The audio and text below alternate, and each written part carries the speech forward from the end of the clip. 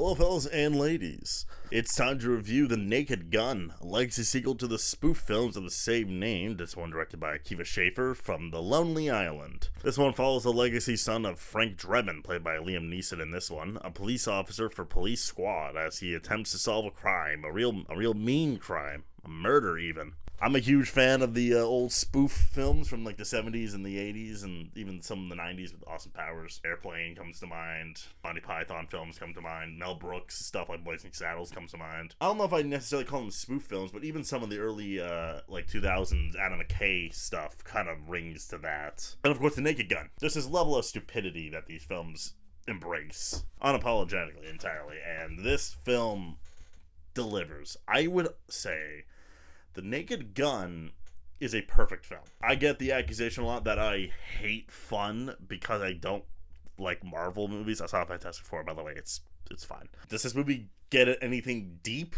No. Is this trying to get to the root of Frank Drebin Jr.?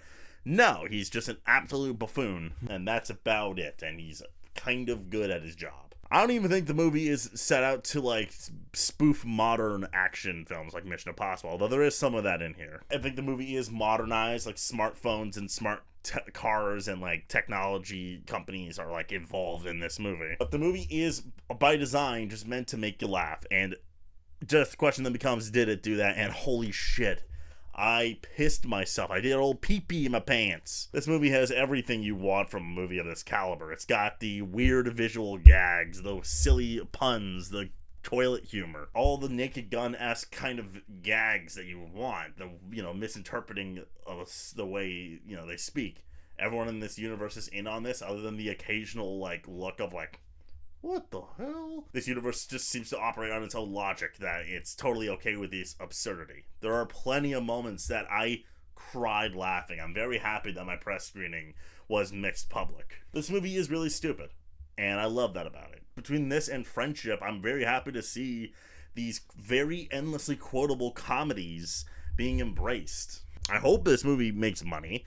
Am I afraid? A little bit. But I think if you show this to an audience member, they'll have a good time. Liam Neeson fills the shoes of Leslie Nielsen pretty flawlessly. I'm not saying he's better than Leslie, but I think he does the job correctly in that he knows to play it straight. There is not a moment where nobody in this movie is playing it straight. There's maybe one moment with Pam Anderson scatting. That was a very funny bit, but that was the one moment where I was like, I think she knows she's being funny in this moment. Otherwise, everyone's playing it straight. Paul Walter Hauser plays it hilariously straight. Pam Anderson continuing her, a little bit of a comeback after the last Showgirl, although maybe it's a little coincidental, but either way, definitely continuing her comeback. Again, similarly, just fitting right into this universe of just absolute, absurdity. I don't really have that much to say other than this movie made me laugh my ass off for an hour and a half. This movie is super tight.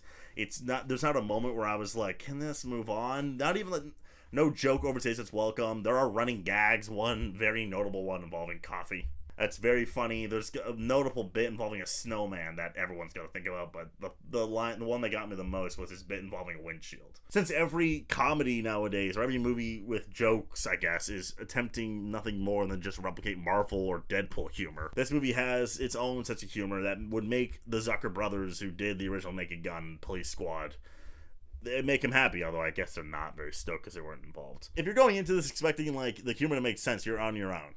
This is so ridiculous, stupid. I love that Akiva Schaffer and even producer Seth MacFarlane, who are naturally funny guys. I'm not saying everything MacFarlane does is perfect, but they definitely have a knack for this sense of humor of just pure idiocracy. I knew when they were joining in this film, when I found out Akiva Schaffer was directing, when I found out Seth MacFarlane was involved, I knew we were in good hands. And you just have these bits that I'm just like, this is straight from the 70s and 80s. I almost wanted to tear up.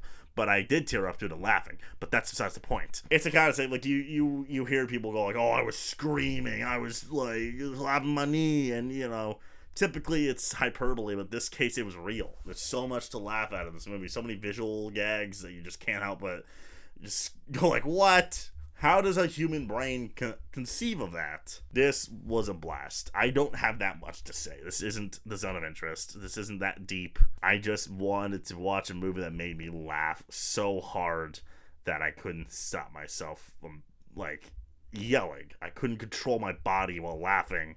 That's what I wanted, and they delivered. Naked Gun takes sick pride in its dedication to being as stupid as possible, and the film rarely has an unfunny note. I cried laughing in several moments, and at almost every visual gag, misquote, and absurd bit Akiva Schaffer unapologetically throws in. We need more films like this, and I'm giving The Naked Gun a full-blown 10 Leslie Nielsens out of 10.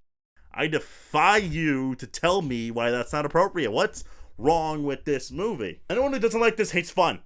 I'm throwing it back on you. If you don't like this movie, you hate fun. That's enough. Go see this movie. Absolutely go see this movie this weekend. You'll have a blast. Let's subscribe and share. Bye-bye.